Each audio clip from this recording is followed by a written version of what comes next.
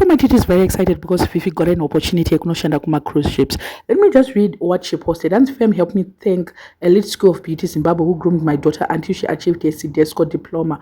After they finished their diplomas, they go to interviews. Remember, they need to go and work in cruise ships abroad. Yesterday, my daughter passed the interview and even the recruiter was so pleased with her. Now she's preparing to go to the USA. I can't keep calm, though I'm a little bit scared, but I'm super proud of her. She said, Mom, I know you already made me a CEO at our spa, but let me go and experience out there. I need to explore more and be that powerful CEO.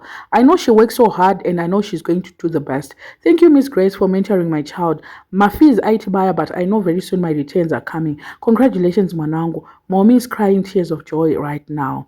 Mighty tell. Should we tell her or she'll find out herself? Kuma cruise ships mukukuziwa here. We didn't know kuti mabasa ayenzi diploma iri vanozotsvagira mabasa. Ndeo cruise ships. I thought kuti abroad yacho they are going to go abroad as in abroad. Because kuma cruise ships chero zvako unongoshinzwa kushandira ku USA autsike USA yacho autsike gumbo rako mu USA. Hamubvumidzwe kubuda. So hapana munhu unongochimboteerera mucruise imomo hakuna kumwe kwaunoburuka. So I don't know kuti vari kuziva here nyaya dzekuma cruise ships dzinoitika, or we should refer her to platform ya DJ Sparks interview yakamboitika ikoko. And mukufamba tinonzwa zvakawanda. One, tonzwa kuti kune chihure. Two, kunoshandwa singaite. Hanzi musana uyu unoita unge uchatsemuka nekushanda. She's still young. I feel like she can work, but chihure chiri koko hopefully haazopfeke pingi iyaya pingi nyaya dzake dzepingi chinonzi chichanga akapfeka chechi haazoipfeke. Kunoda kuendwa uri desperate. If you are really desperate you can go. Mabasa ari kunetsa, we are all desperate at the end of the day, but mwana angaiswa CEO kubviswa uCEO which means kuti spa yayaka inenge isiri kunyatsoita zvakanaka, because dai spa yanga ichishanda, would you go and put mwana wako kuma cruise ships if she is a good CEO? If the CEO wacho wanga uchinyatsoita zvakanaka, would you take out your child out of that place yekurun a business as a CEO onomuisa kuti aite mushandi anenge achinoita mabasa ekugogo ku-cruise ships ku-cruise ship man? Would you do that? I feel like Feli Glow, it's not that as we think. I may not know what I'm saying here going on my cruise ship. Anyway, it's a good thing. She's still young. She needs to explore other things.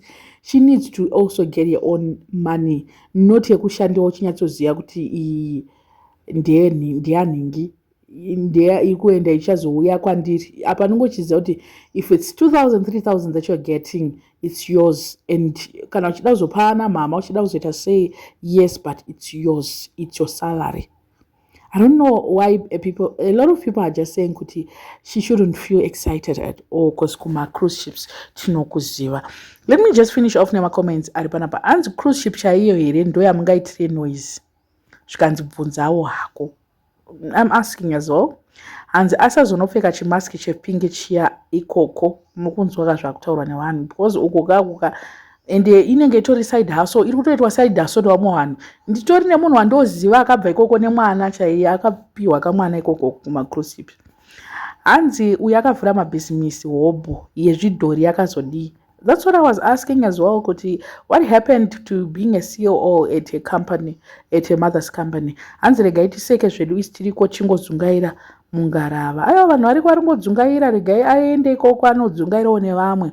Hanzi zvamaiti titotenda ambuya iya ine nhema. Hameno vamwe vasiri kubhilivha maititi panapa. Hameno kuti vada kuti maititi wave neevidence ipi. Chamuona mwana achienda zvakanaka. Kuenda anoenda. But US hanzi hameno vamwe vari kuti hanzi yeye ichashamisire chii. Inotoshamisira because iwe uri kuZimbabwe iye ari kuenda ikoko. Ndokushamisira kwacho ikoko. I don't know what you guys think. Let me know in the comment section.